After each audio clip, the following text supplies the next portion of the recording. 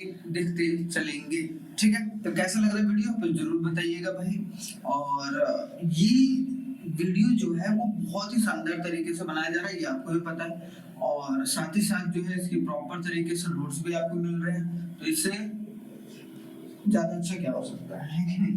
चलिए स्टार्ट करते हैं भाई आज लेक्चर नंबर 5 को हम लोग, और देखते हैं आगे। तो द मून के बारे में पढ़ेंगे। क्या पढ़ेंगे भाई? The moon. अब मून जो है वो आपस में एक तरीके से आपको देखने को मिलेगा, एक नेचुरल सैटेलाइट है भाई अर्थ में, है कि नहीं।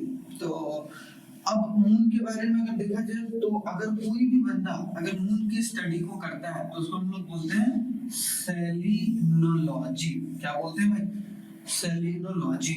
ठीक है, अब याद रखना मून, अब देखो मून और अर्थ में बेसिक सा फर्क है कि ये ब्लू नहीं दिखता है, ठीक है, और ये थोड़ा सा व्हाइट, इसमें थोड़ा सा ऊबड़ खाबड़ के जैसा, ऊबड़ खाबड़ समझते हो, थोड़ा सा ऊपर नीचे ऐसा जो है फिगर आपको देखने को मिलता है मून के अंदर। तो बस याद रखिएगा पहला पॉइंट जो कि मोस्ट इंपॉर्टेंट है कि study of the moon is called a selenology. इसको क्या बोलते हैं हम लोग? सेलिनोलॉजी बोलते हैं। क्या बोलते हैं? सेलिनोलॉजी बोलते हैं। तो ये जरूर याद रखना है, बहुत इंपॉर्टेंट है।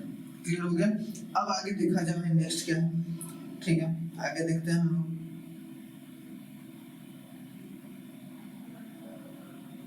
देखो आगे देखा जाए तो पहली बात तो आपको ये बात याद रखना है, इसमें कोई चिंता नहीं होनी चाहिए। ठीक है, अब आगे देखो क्या है। अब आगे क्या है? आगे ये बोला गया कि स्पेसिफिक्स ऑफ या स्पेसिफिकेशंस ऑफ मून, कि मून के बारे में कुछ इंपॉर्टेंट जो फैक्ट्स है वो आप लोगों के सामने यहाँ पर मैं रख रहा हूँ। पहला जो है वो आपके सामने क्या देखने को मिल रहा है भाई? पहला जो है वो ये देखने को मिल रहा है कि डिस्टेंस फ्रॉम द अर्थ कितना है? कितना डिस्टेंस फ्रॉम द अर्थ? अब डिस्टेंस फ्रॉम द अर्थ जो है मून का वो कितना है भाई? देख लो यहाँ पे 384400 किलोमीटर। मतलब क्या डिस्टेंस कितना है भाई? अगर यहाँ पर देखा जाए तो डिस्टेंस कितना है फ्रॉम अर्थ? तो 384400 किलोमीटर। अगर इसको देखा जाए 1 10 100 1000 10,000 लाख 3,84,000 या 3,84,400। ठीक है, तो यहाँ पर हम लोग एक तरीके से काउंट कर सकते हैं। देखो यहाँ पर डायमीटर कितना है भाई? इसका डायमीटर कितना है? 3475। जैसे कि आपको मून देखने को मिल रहा है, मून में जो डायमीटर है, ठीक है, डायमीटर है वो कितना देखने को मिल रहा है आपका? वो 3475 किलोमीटर। ठीक है, mass with respect to the earth के मुकाबले जो मास है वो कितना है ये देखना है। ठीक है, तो अर्थ के मुकाबले मास कितना है? 1:81। ठीक है, रेशियो ऑफ ग्रेविटेशनल फोर्स देखो 1:6। अगर यहाँ पर 6 है तो यहाँ पर क्या होगा? मतलब क्या है? 6 किलो 1 किलो बन जाता है। कहाँ पर? आपको मून में। Highest mountain 18046। ठीक है, उसको हम लोग हैगिंस बोलते हैं, Huygens mountain. Time taken by the moonlight to reach the earth कितना? 1.3 सेकंड। मूनलाइट का जो एक तरीके से टाइम है वो कितना? 1.3 सेकंड पर एक तरीके से रीच करता है। तो ये भी बात याद रखना है, थोड़ा सा इंपॉर्टेंट है। क्लियर? रोटेशन स्पीड जो है वो कितना है? 3680 किलोमीटर पर आवर। कितना है? 3680 किलोमीटर पर आवर। अब यहाँ पे 36 speed of revolution around the earth. देखो अब रोटेशन और रेवोल्यूशन में सिंपल सा फर्क है कि जैसे मान लो कि ये मून है, अब ये जो रोटेट कर रहा है अगर वो अपने एक्सिस पर सिर्फ ऐसे ऐसे हो रहा है, ठीक है, अपने जिससे बोलते हैं ये पेन है, अब ये पेन ऐसे ऐसे घूम रहा है। कैसे ऐसे ऐसे घूम रहा है, ऐसे ऐसे घूम रहा है, मतलब ये अपने एक्सिस पर ही घूम रहा है। लेकिन अगर ये यहाँ पर मान लो कि अर्थ है और अर्थ के आसपास ऐसे ऐसे रिवॉल्व कर रहा है, इसको बोलेंगे रिवॉल्यूशन। ठीक है, तो बेसिक सा फर्क है जो कि आपको समझ के चलना है। रोटेशन स्पीड जो है उतना ही है, और जो स्पीड ऑफ रेवोल्यूशन है अराउंड द अर्थ वो भी आपको 3680 किलोमीटर पर आवर देखने को मिलता है। अगर देखा जाए रेवोल्यूशन पीरियड कितना है भाई अराउंड द अर्थ, कि कितनी दिन में जो है वो एक रेवोल्यूशन जो है वो एक चक्र जो है, मतलब मान लो कि ये अर्थ है, अर्थ के चारों तरफ जो मून है वो एक तरीके से अपना चक्र को पूरा करता है। तो वो कितने में करता है? 27 डेज ठीक है 7 hours 43 minutes and 11.47 सेकंड, देख रहे हो। तो यहाँ पर हम लोग ये फैक्चुअल इंफॉर्मेशन जो है वो मून के बारे में देख सकते हैं और चीजों के बारे में समझ भी सकते हैं। आप समझना भी चाहिए आप लोगों को, क्योंकि मून जो है एक नेचुरल सैटेलाइट है जिसको हम लोगों को समझकर चलना भी है, ठीक है। तो आई होप सो ये चीज समझ में आ गया होगा। आगे देखो भाई, आगे देखो क्या है, रोटेशन पीरियड। हमने रेवोल्यूशन पीरियड देखा 27 डेज के आसपास है। अब हम लोग देखते हैं थोड़ा सा रोटेशन पीरियड क्या है। रोटेशन पीरियड है 27 डेज 7 सेम है। क्यों? क्योंकि आप अगर देखो तो रोटेशन और रेवोल्यूशन का टाइम पीरियड सेम है भाई। क्या है? रोटेशन एंड रेवोल्यूशन का टाइम पीरियड लगभग क्या है? सेम है। एटमॉस्फेयर जो रहता है यहाँ पर एब्सेंट, मतलब यहाँ पर आपको मून में कोई भी एटमॉस्फेरिक प्रेशर नहीं देखने को मिलता है, ठीक है। मून में यार मून पर गए तो वहां पर उनका वजन जो है कम हवा में घूम रहा है। अगर हम पानी भी पी रहे तो हवा में ही, अलग अलग टेक्नोलॉजी का यूज करके हम लोग एक तरीके से वहां पर अपना जो है नीड को पूरा करता है। Part of the moon not visible, कौन से कितने पार्ट है जो विजिबल नहीं होता है? 41% फ्रॉम द अर्थ। जैसे मान लो कि एक एग्जांपल देता हूँ कि जैसे यहाँ पर मून है, ठीक है, यहाँ पर क्या है भाई? मून है, ठीक है, और यहाँ पर अर्थ है, ठीक है, यहाँ पर अर्थ है। तो अर्थ क्या बोला गया? Part of the moon that is not visible from the earth. जो अर्थ से हमें विजिबल होता है वो कितना पार्ट नहीं होता है, ठीक है, नॉट विजिबल तो 41% नहीं होता है। कितना भाई? 41% नॉट विजिबल, ठीक है, 41% नॉट विजिबल और 59% जो है 59% जो है वो हमारे को क्या होता है भाई? विजिबल होता है। क्या होता है? विजिबल होता है, ठीक है। तो ये बात याद रखना है, थोड़ा सा इंपॉर्टेंट है, समझ के भी चलना है। क्लियर? अब यहाँ पर maximum distance from the earth जो है वो कितना देखने को मिलेगा? 406,000 किलोमीटर। मतलब क्या?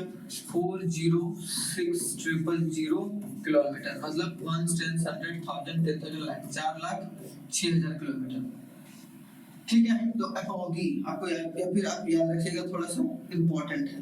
क्लियर हो गया? आगे आते हैं minimum distance from the earth. Minimum distance कितना है? 3,56,400, ठीक है, यहाँ पर याद रखना, ठीक है, ये भी है। उसके बाद सरकमफ्रेंस कितना है? Circumference 11,000 kilometre. सरकमफ्रेंस का मतलब क्या होता है आपको पता ही होगा। सरकमफ्रेंस का मतलब ये वाला, ये जो है ये पूरा, उस सरकमफ्रेंस कितना है भाई? सरकमफ्रेंस कितना है? 11,000 किलोमीटर, ठीक है। तो ये बात क्लियर हो गया। तो यहाँ पर बोला गया कि moon is also known as the fossil fuels planet. क्या बोला गया? देखो, moon is also known as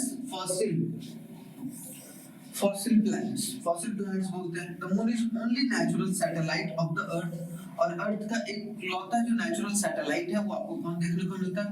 एक लौता नेचुरल जो सैटेलाइट है वो हम लोगों को देखने को मिलता है मून, ठीक है, अर्थ का। तो ये बात इंपॉर्टेंट है जो कि समझ के चलना है भाई।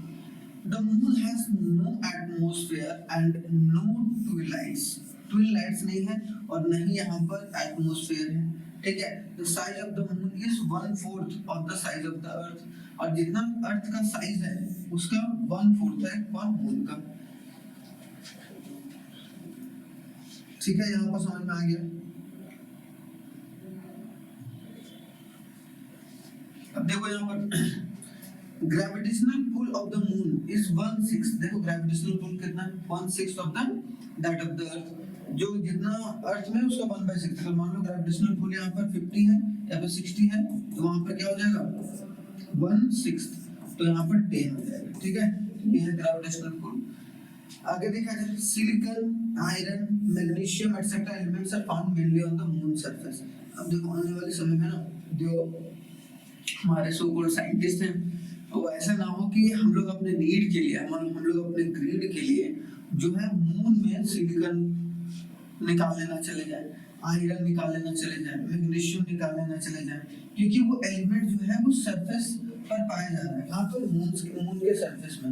अब मून के सरफेस में ये सब सारी चीजें हैं भाई, तो हम वहां से लाएंगे, और हम लोग अर्थ में इस्तेमाल करेंगे। ठीक है, तो हो सकता है ऐसा कुछ भी हो सकता है, जो भी इंसान ने सोचा आज तक लगभग लगभग सारी चीजें पॉसिबल हो चुकी हैं। तो इसमें ऐसी बात नहीं है कि नहीं होगा, हो सकता है, कुछ भी हो सकता है। बट यह है कि ह्यूमन का ग्रीड, तो भाई आप जानते हैं कि ग्रीड कितना है, तो वो ग्रीड जो है वो आपको एक तरीके से वहां तक पहुंचा सकता है। तो ये बात भी इंपॉर्टेंट है जो कि आप समझ के चल सकते हैं। ठीक है, तो यहाँ तक क्लियर हो गया, यहाँ तक कोई दिक्कत नहीं, कोई परेशानी नहीं। ठीक है, चलिए, आई होप सो यहाँ तक क्लियर होगा। आगे अगर देखा जाए नेक्स्ट,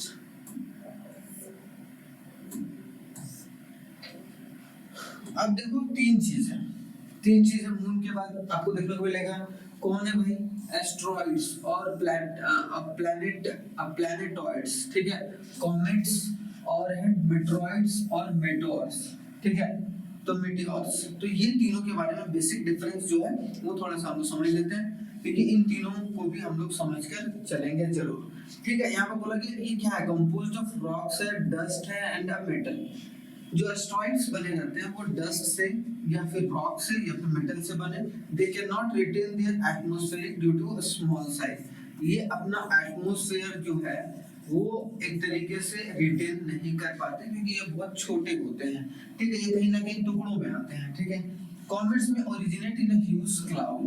और जो कॉमेट है वो बहुत बड़े क्लाउड के रूप में, छोटे छोटे क्लाउड के रूप में एक तरीके से बनकर आ सकता है, called a orbit cloud that is through to surround the solar system and it is composed of frozen gases and dust।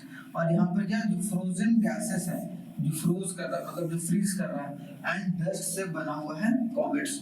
तो कॉमेट्स में कोई कॉमेट जो बना हुआ रहता है वो किससे रहता है भाई? फ्रोजन गैसेस एंड डस्ट से। तो ये भी बात इंपॉर्टेंट है।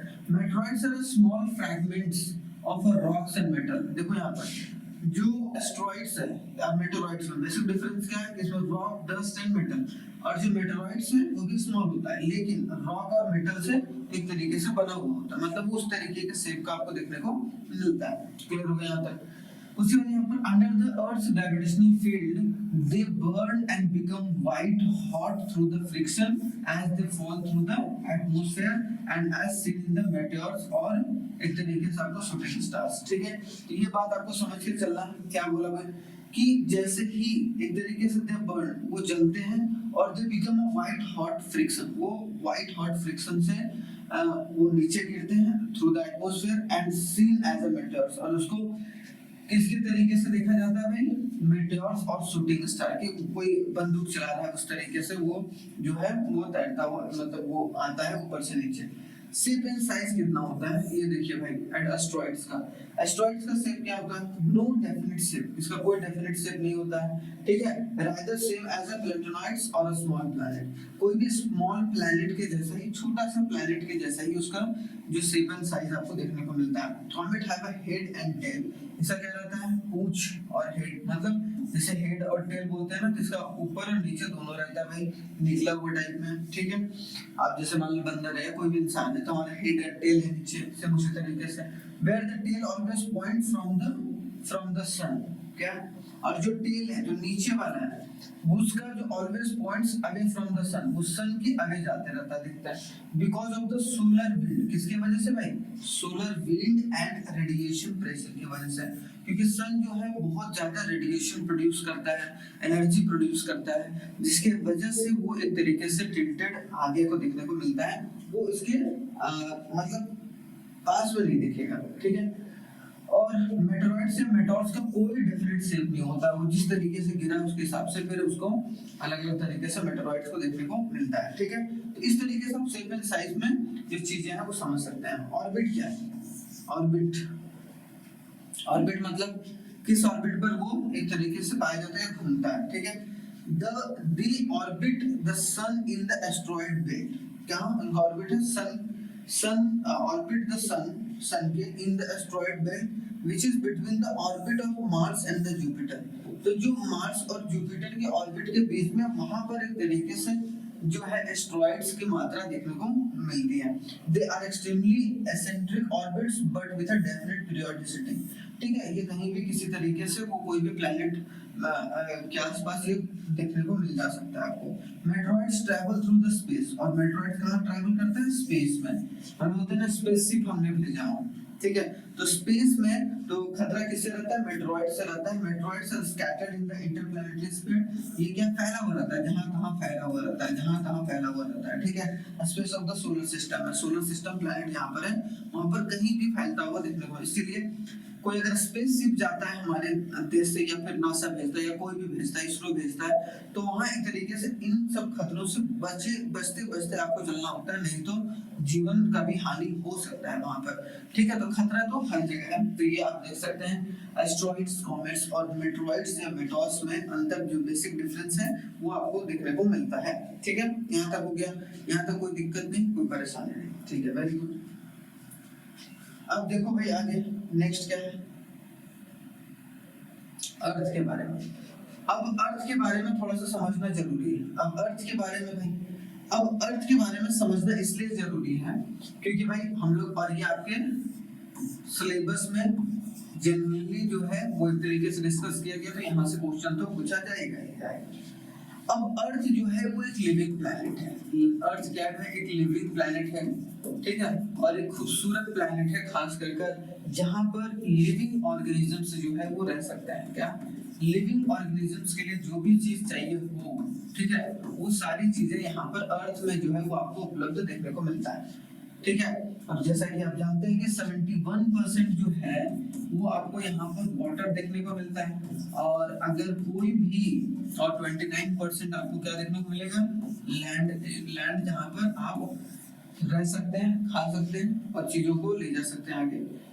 तो देख सकते हो कि अर्थ जो है उसको हम लोग ब्लू प्लैनेट भी बोलते हैं। इसको क्या बोलते हैं भाई, आपको पता ही होगा, इसको हम लोग क्या बोलते हैं, ब्लू प्लैनेट भी बोलते हैं, क्योंकि अब 71% जहाँ वाटर है, अब देखो वाटर की अवेलेबिलिटी बहुत जरूरी है, क्योंकि हमारा बॉडी भी खुद ही जो है उसमें वाटर की जो मात्राएं बहुत ज्यादा है। तो भाई ये एक लिविंग जो बोला जाए एक प्लैनेट है, जिसमें हम लोग जो है शानदार तरीके से रह रहे हैं, लेकिन अभी हम लोगों ने इसको बर्बाद ही कर रखा है कि नहीं। तो अगर हम लोगों को फ्यूचर जनरेशन को सेफ रखना है तो हमें एक तरीके से ठीक रखना पड़ेगा। अगर ठीक नहीं रखेंगे तो हो सकता है कि हमारे फ्यूचर जनरेशन को अर्थ में रहने के लिए बहुत परेशानी झेलना पड़ सकता है। तो हम लोग फिर जाएंगे मून पर, अदर प्लैनेट पर ढूंढने की कोशिश करेंगे, तो वो दिन दूर नहीं है जब वो साइंटिफिक जो चीजें हैं वो निकल कर जरूर आएंगी और जमीनें जो है दूसरे प्लैनेट पर भी बिकने लगेंगी, ठीक है। आगे देखो, अब थोड़ा सा फैक्ट से शुरू करते हैं। अब फैक्ट शुरू करते हैं, तो अर्थ क्या है भाई, मर्क्यूरी, वेनस, फिर अर्थ आता है। अर्थ is the third planet from the sun. क्या मर्क्यूरी जो है, सॉरी, जो अर्थ है वो थर्ड प्लैनेट है। थर्ड प्लैनेट जो है वो आपको देखने को मिलेगा सन के पास से, ठीक है, फ्रॉम द सन के through, and the densest and the fifth largest of the 8th planet. और फिफ्थ लार्जेस्ट, कितने लार्जेस्ट है भाई, ये थर्ड है पोजीशन में, थर्ड है पोजीशन के आधार पर, पोजीशन के आधार पर, पोजीशन फ्रॉम सन, ठीक है, सन के पोजीशन से, ठीक है। और आपको देखने को मिलेगा लार्जेस्ट है, फिफ्थ लार्जेस्ट। लार्जेस्ट कितना है, fifth largest of the 8th planet in the solar system, ठीक है। 8 जितने भी 8 प्लैनेट है उसमें से पांचवा जो लार्जेस्ट है वो आपको कौन देखने को मिलेगा, पांचवा स्थान पर। अगर साइज के लार्जेस्ट या फिर लार्जर के हिसाब से देखा जाए तो अर्थ देखने को मिलता है, clear. It is also the largest of the solar system for terrestrial planet. क्या बोला गया कि सिस्टम्स फॉर जो टेरेस्ट्रियल प्लैनेट है जहां पर जीवन आ सकता है, उसमें लार्जेस्ट जो है वो सोलर सिस्टम में कौन देखने को मिलता है, आपको अर्थ देखने को मिलता है। And the earth is also called a blue planet. तो ये रटा हुआ होना चाहिए, ठीक है। अर्थ is also called a blue planet, ठीक है। The age of the earth is estimated about 4.6 billion years. बोला गया 4.6 बिलियन ईयर्स जो है वो एक एस्टिमेटेड एज है अर्थ का, जहां पर एक तरीके से फिर हो सकता है कि वो दूसरा रूप ले ले, ठीक है, लेकिन एस्टिमेट कितना किया गया, 4.6 बिलियन ईयर्स, ठीक है। तो ये भी याद रखना है। The history of the earth is studied in the terms of geological eras, period and epoch, ठीक है। अगर देखा जाए अर्थ के बारे में स्टडी करना, या जो टर्म्स में क्या करते हैं हम जियोलॉजिकल एरास करते हैं, पीरियड्स करते हैं, and epoch. The whole history is divided into a 3 eras, और 3 एरा में जो है वो पूरा अर्थ का हिस्ट्री को जो है संजोया गया है या उसको बांटा गया है। जैसे हिस्ट्री आप पढ़ते हैं, पहले एंशिएंट पढ़ते हैं, फिर आप एक तरीके से मिडाइवल पढ़ते हैं, फिर मॉडर्न हिस्ट्री पढ़ते हैं। देखो 3 फेज में है ना, सेम उसी तरीके से आप देखो यहाँ पर जो पैलाजोइक, फिर मेसोजोइक एंड जो है सीनोजोइक, तो ये 3 जो एरास में हम लोग एक तरीके से अर्थ को स्टडी करते हैं। तो अगर कोई पूछे कि भाई अर्थ को जो स्टडी करते हैं वो कितने एरा में हम लोग स्टडी करते हैं, तो ये 3 एरा में स्टडी करते हैं। एक है जो पैलेजोइक, और एक है मेसोजोइक, और एक है सीनोजोइक। ठीक है, तो 3 तरीके से 3 एरास में हम लोग जो है वो अर्थ को स्टडी करके चलते हैं। और इसमें जो है हम लोग अर्थ की सारी चीजों के बारे में खूबियां, उसको किस तरीके से फॉर्म हुआ, किस तरीके से चीजें आई, वो किस तरीके से ह्यूमन बीइंग का वहां पर जनरेशन हुआ, उन सब सारी चीजों के बारे में हम इन 3 एराज में पढ़ के चलते हैं और इवोल्यूशन भी देखकर चलते हैं। ठीक है, तो ये भी बात समझ में आ गया, कोई दिक्कत नहीं, कोई परेशानी नहीं। Very good. ठीक है, चलिए आगे देखा जाए। नेक्स्ट अगर देखा जाए तो क्या है, जियोलॉजिकल हिस्ट्री। आप क्या देखो भाई, क्या पढ़ेंगे हम, जियोलॉजिकल हिस्ट्री। जियोलॉजिकल जो हिस्ट्री है अर्थ का, वो क्या देखने को मिलता है। अब जियोलॉजिकल हिस्ट्री भी समझना जरूरी है भाई, है ना।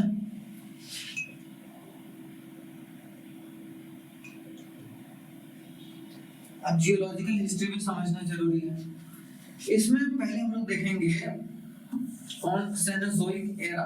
ठीक है, तो यहाँ पर अगर देखा जाए सेनोजोइक एरा में क्वाटरनरी पीरियड और टर्शियरी पीरियड, ठीक है, ये 2 पीरियड देखेंगे। अब यहाँ पर चीजें आप समझ सकते हैं, लेकिन आप कि मॉडर्न मैन किस तरीके से काम करता है, होमो सेपियंस कैसे काम करता है।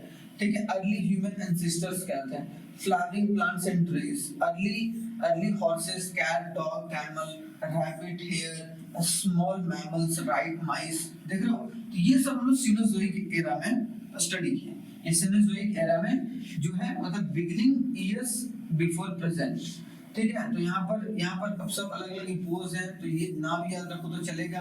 ठीक है, अलग अलग इपोज। तो ठीक है, तो अगर बोला जाए कि होलोसीन एपोज क्या है, 10,000 इयर्स जो है। लेकिन यहाँ पर आपको याद रखना है कि भाई होलोसोइक इपोज से हम लोग क्या स्टडी कर रहे हैं, मॉडर्न मैन के बारे में। फिर अगर बोला जाए कि क्वाटरनरी पीरियड में जो है वो हम लोगों ने देखा होमो सेपियंस और मॉडर्न मैन किस तरीके से डेवलप हुआ है। और early human ancestors, flowering plants, horses, cats, dogs, camels, rabbit, hare, small mammals, right, mice, rat, चूहा जो होता है ये माइस। ठीक है, तो उन सब सारी चीजों के बारे में अगर देखा जाए तो आपको सेनोजोइक एरा में हम लोगों ने स्टडी करा है। ठीक है, तो ये सब चीजें हैं जो थोड़ा सा समझ के चलना है। ठीक है, इंपॉर्टेंट भी आपको देखने को मिलता है। ठीक है, ये सब पीरियड है। ठीक है, beginning the years before present, कि अभी प्रेजेंट है कब बिगिनिंग हुआ, 1000 साल पहले, 2 बिलियन साल पहले, 5 मिलियन साल पहले, 24 मिलियन साल पहले। ठीक है, तो वो सब मेसोजोइक जो दूसरा एरा जो है वो देखने का। ये फर्स्ट एरा जो आपको देखने को मिला सीनोजोइक, सेकंड ये सबसे लेटेस्ट है। ठीक है, ये सेकंड है। ठीक है, सेकंड जो एरा है, सेकंड जो एरा आपको देखने को मिलेगा कौन है, मेसोजोइक। यहाँ पर देखो हमने 138 million years before the present, आज से 138 मिलियन साल पहले एक्सटेंशन ऑफ डायनासोर के बारे में, age of dinosaur, frogs and turtles. देख लो, तो इन सब सारी चीजों के बारे में हमने स्टडी करा। कौन से एज में, आपको मेसोजोइक एरा के एज में ये देखने को मिलता है। ठीक है, तो ये बेसिक सा जो है वो आपको एक चीजें याद रखनी है जो कि समझ के भी चल सकता है। एक है पैलेजोइक जो एरा है, उसमें क्या पर्मियन पीरियड है, अलग अलग पीरियड्स हैं। अब पीरियड्स उतना याद रखना इम्पोर्टेंट नहीं, बस आप ये याद रखिएगा थोड़ा सा कि इन सब सारे एज में किन सब सारी चीजों के बारे में स्टडी किया गया और यहाँ पर जानकारी जो है इकट्ठा किया गया। तो देखो रेप्टाइल्स डोमिनेट, फिर रिप्लेस एम्फीबियंस होते थे। फर्स्ट रेप्टाइल जो है वो 330 मिलियन इयर्स, आज के 330 मिलियन ईयर पहले जो है फर्स्ट रेप्टाइल देखा गया था। फिश जो है वो 360 मिलियन। ठीक है, एम्फीबियंस देखो यहाँ पर replace amphibians, reptiles dominate and replace amphibian, जो रिप्लेस होकर एम्फीबियन आए थे वो अलग। कोरल्स आप सी के अंदर देखो, कोरल्स वगैरह जो लिविंग ऑर्गेनिजम्स होते हैं, ठीक है। उसके बाद जो है ग्राफोलाइट्स, उसके बाद ट्राइबोड्स और बैक्टीरिया वगैरह के बारे में हमने प्लेज़ोइक एरा में स्टडी करा था। तो अगर देखा जाए तो अर्थ को हम लोग एक तरीके से जितने भी लिविंग हैं अर्थ में, उनके बारे में स्टडी हम लोग 3 एरा में हम लोगों ने करा, और अलग अलग अभी भी स्टडी चली रहा है कि नहीं? अभी भी स्टडी जो है वो चल ही रहा है। अब वो आपको देखने को मिलेगा, जैसे मॉडर्न ह्यूमन बीइंग के बारे में देखने को मिलता था यहाँ पर। जो सेनोजोइक एरा में है वो अभी भी स्टडी चल रहा है, और चीजों को आगे देखेंगे हम लोग, ठीक है। तो ये बात है जो कि आपको समझकर चलना है, ठीक है। कुछ फैक्ट्स हैं जो कि आपको याद रखने हैं। जैसे कौन कौन से फैक्ट्स है भाई? अर्थ फैक्ट शीट्स। अब इसको अर्थ के बारे में, अर्थ है जैसे कि हमने देखा था भाई मून का फैक्ट शीट है, सेम उसी तरीके से हमने अर्थ का भी, जैसे सन का भी फैक्ट शीट देखा था हमने, प्लैनेट का भी फैक्ट देखा था, सेम उसी तरीके से कुछ फैक्ट जो है वो आपको अर्थ फैक्ट को देखकर चलना ही पड़ेगा। अब यहाँ पर चीजें जो है वो किस तरीके से वो देखिए। सबसे पहले जो एज है वो कितना है, अभी हमने डिस्कस करा था 4.6 मिलियन ईयर्स, मिलियन और बिलियन में बहुत फर्क है, ठीक है। अब यहाँ पर मास कितना है भाई? मास अगर देखा जाए तो 5.9 into 10 to the power 24 kg कितना है भाई? 5.9 into 10 to the power 24 kg इतना जो है मास देखने को मिलता है, क्लियर। वॉल्यूम कितना है? तो 1083 into 10 to the power kilometre cube, ठीक है। तो ये भी देखने को मिलता है। अगर मीन डेंसिटी दिखाया जाए, मीन मतलब जब मीन निकालते हैं एवरेज डेंसिटी जो है, मतलब यहाँ पर हम लोग बोल सकते हैं मीन डेंसिटी को एवरेज डेंसिटी 5.513 ग्राम पर सेंटीमीटर क्यूब है, ठीक है। शेप क्या है? एन ऑब्लेट जो स्फेरॉइड्स और अ जियोइड शेप, ठीक है। तो स्फेरॉइड्स और जियोइड शेप में आपको देखने को मिलता है, ठीक है। तो ये भी चीजें याद रखना आपको। फिर रेडियस ऑफ अर्थ कितना है भाई? मतलब 6400 किलोमीटर रेडियस, तो डायमीटर आप अपने से निकाल सकते हैं, है कि नहीं? तो radius diameter is equal to 2 into radius का डबल होता है, ठीक है। रेडियस का डबल होता है तो आप डायमीटर निकाल सकते हैं, ठीक है। टोटल सरफेस एरिया कितना है भाई? तो आपको 1 10 100,000 10,000 लाख 10 लाख करोड़ 10 करोड़ 50 करोड़ 97 लाख स्क्वायर किलोमीटर, क्या है? 50 करोड़ 97 लाख जो स्क्वायर किलोमीटर, वो आपको टोटल सरफेस एरिया देखने को मिलता है। और इसमें 71% जो है वो आपको देखने को मिलेगा क्या है? वाटर है, और 29% जो है वो लैंड एरिया है। और लैंड एरिया जो आपको देखने को मिलेगा 14 करोड़ के आसपास, और 36 करोड़ के आसपास जो है वो आपको देखने को मिलेगा कौन है? Water areas. तो देखो ज्यादा वाटर है in compare to the land, और हम लोग जैसे जैसे जनसंख्या बढ़ रही है वैसे वैसे चीजें जो है वो थोड़ा सा बेहतर नहीं हो रही, ठीक है। तो ये लैंड और वाटर, तो ये सब फैक्ट है जो कि आपको रटा हुआ होना चाहिए, याद होना चाहिए, जो कि समझना भी है, ठीक है। आगे देखा जाए अगर रोटेशन टाइमिंग कितना है, तो 23 आवर्स 56 मिनट 4.09 सेकंड्स, ये हमारा क्या है भाई? ये आपको देखने को मिलेगा रोटेशन मैंने बताया कि अगर अर्थ जो है वो अपने जगह पर ही ऐसे ऐसे करके रोटेट कर रहा है, क्या कर रहा है? ऐसे ऐसे रोटेट कर रहा है, तो ये रोटेशन हो गया अपने एक्सिस पर। लेकिन अगर आसपास में रिवॉल्व हो रहा है तो that is called the revolution. तो रेवोल्यूशन टाइमिंग कितना है? तो याद रखिएगा रोटेशन टाइमिंग कितना है? 23 आवर्स और 56 मिनट एंड जो है 4 सेकंड, ठीक है। तो ये याद रखना। रेवोल्यूशन टाइमिंग कितना है? 365 days 5 hour 48 minute and 45.51 second, मतलब करीबन हम लोग 6 घंटे मानते हैं भाई। और इसीलिए आपको हर 4 साल में लीप ईयर, क्योंकि 6 into 4 6 घंटे हो गए, 4 करो तो 24 आवर्स हो गए, तो 24 आवर्स में एक दिन हो जाता है भाई। और एक दिन हो जाता है इसका मतलब क्या है? 365 नहीं 366 डेज हो जाता है लीप ईयर में, ठीक है। तो ये भी बात है, थोड़ा सा फैक्ट जो कि समझ के चलना। तो रेवोल्यूशन का timing 365 days 5 hours 48 minutes and 45.51 seconds, ठीक है। तो ये याद है। ऑर्बिट स्प्लिट अराउंड द सन, जो सन के अराउंड, क्योंकि सन है यहाँ पे, अब सन के ऑर्बिट में जो अर्थ जो है वो रिवॉल्व कर रहा है, ठीक है। अर्थ है वो रिवॉल्व कर रहा है, तो अर्थ जो रिवॉल्व कर रहा है वो कितने किलोमीटर पर सेकंड, 29.8 किलोमीटर पर सेकंड, है कि नहीं?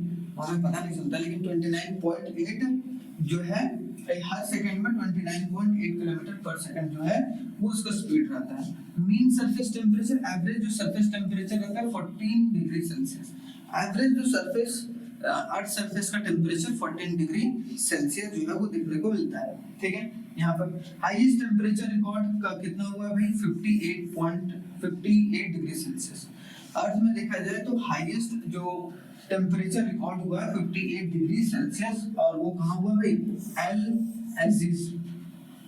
ठीक है, SSR, ठीक है। यहाँ पर मेन डिस्टेंस फ्रॉम द सन, सन से कितना डिस्टेंस में है, तो 1 स्टेन्स 100,000 10,000 लाख 10 लाख करोड़ 10 करोड़, तो 14 करोड़ 95 लाख 98,500 किलोमीटर। और डायरेक्ट बोलते हैं एस्ट्रोनॉमिकल यूनिट मैंने बताया था 150 मिलियन किलोमीटर है, 1 एस्ट्रोनॉमिकल यूनिट के हिसाब से अगर देखा जाए तो, ठीक है। तो 150 मिलियन किलोमीटर के आसपास। Inclination of the polar axis, ठीक है, polar axis from the orbital plane, तो ये 23 डिग्री 26 मिनट एंड 59 सेकंड पर टिल्टेड है, ठीक है, इंक्लाइंड है पोलर एक्सिस पर, नॉर्थ पोल साउथ पोल के हिसाब से।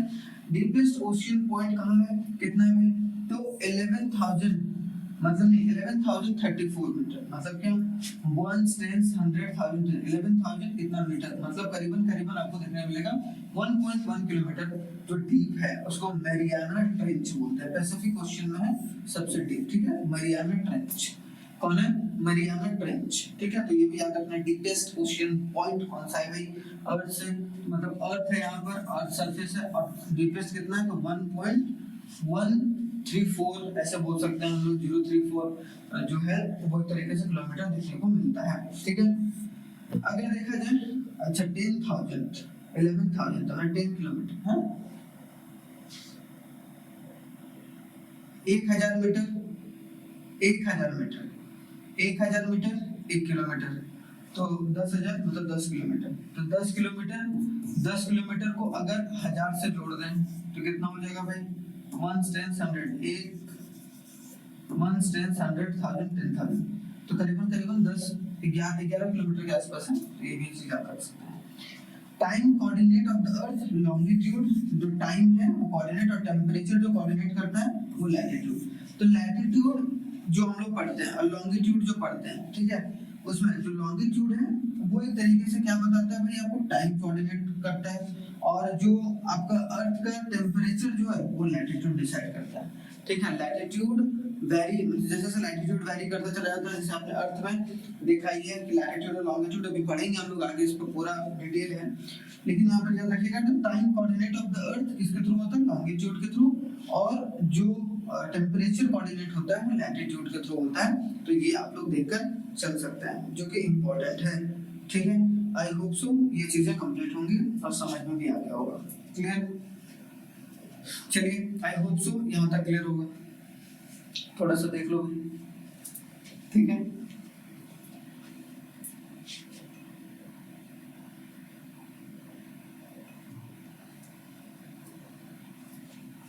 देखो आ गया,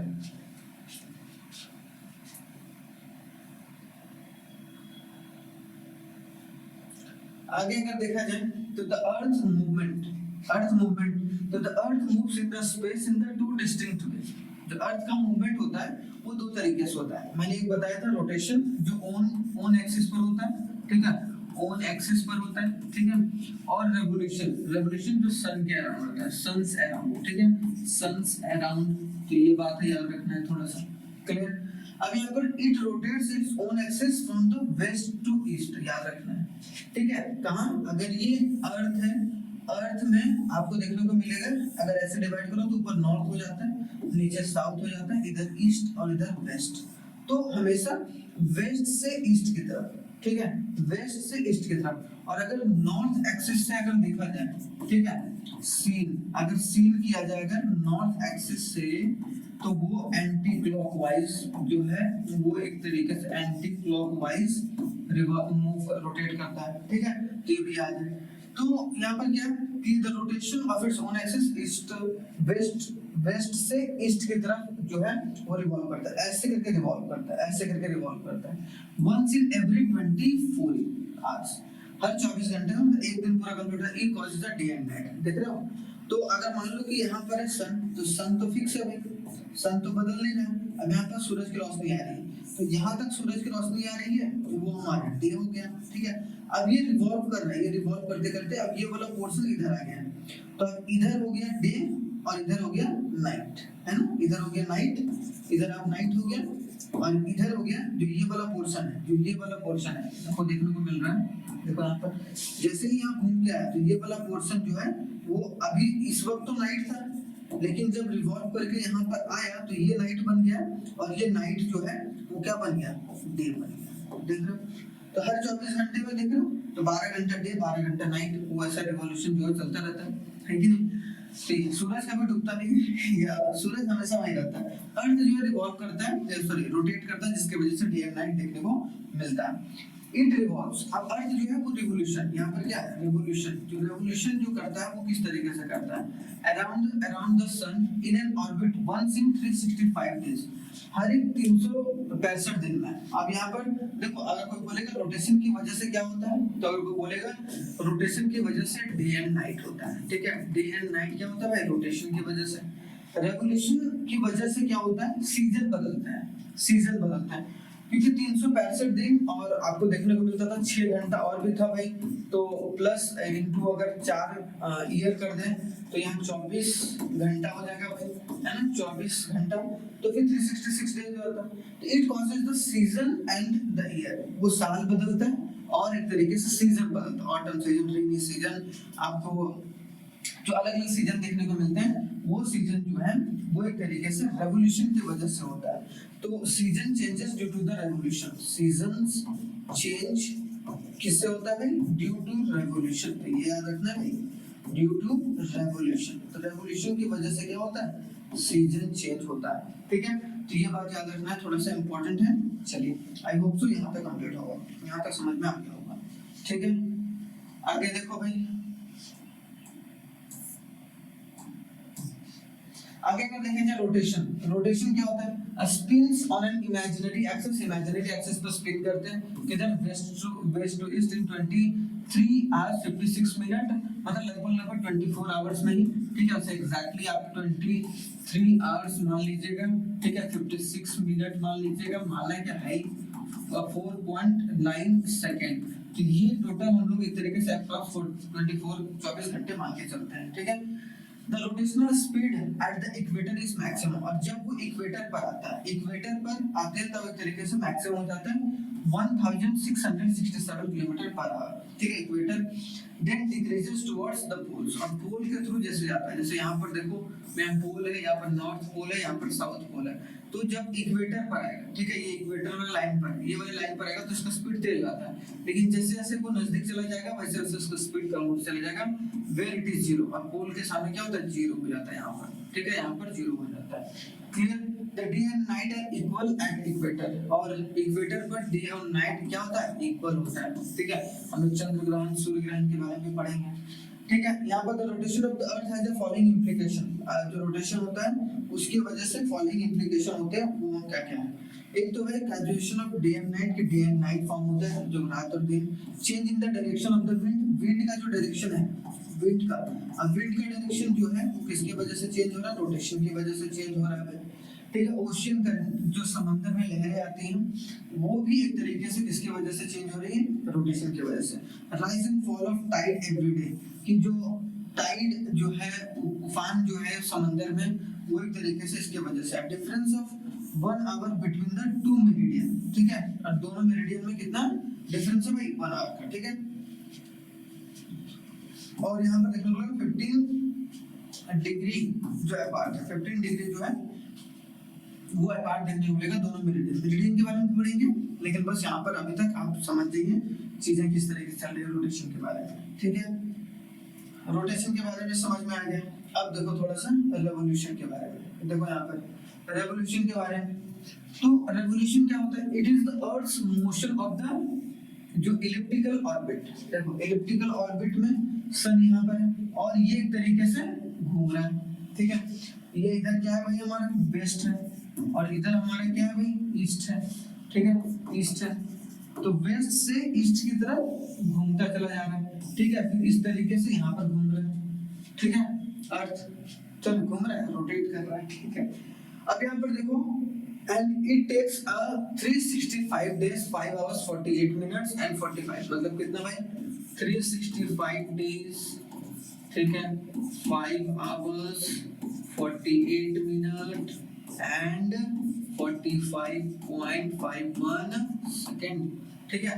और एवरी अब 1 extra day after every 4 year, हर 4 साल में एक एक्स्ट्रा दिन जो ऐड हो जाता है जिसको हम लोग लीप ईयर के नाम से भी जानते हैं, ठीक है। अब तो रट ही गया होगा।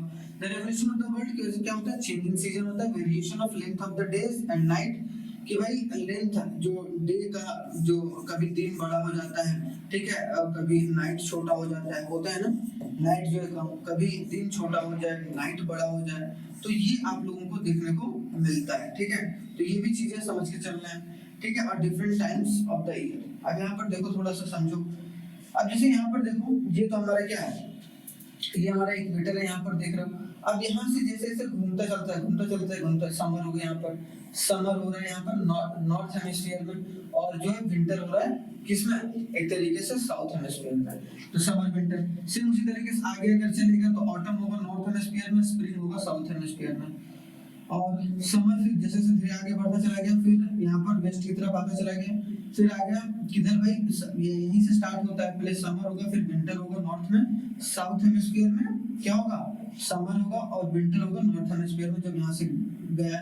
उसके बाद जैसे ही फिर उसके बाद क्या होता है, तो समर हो गया, समर के बाद ऑटम आता है, ऑटम के बाद विंटर आता है, विंटर के बाद स्प्रिंग। एक जस्ट उल्टा, विंटर आया फिर स्प्रिंग आया, तो विंटर हमारे यहाँ क्या आता है, पहले ठंडा, ठंडा के बाद स्प्रिंग सीजन आता है, स्प्रिंग सीजन के बाद समर, समर के बाद ऑटम, इस तरीके से पूरा रिवॉल्व करता रहता है।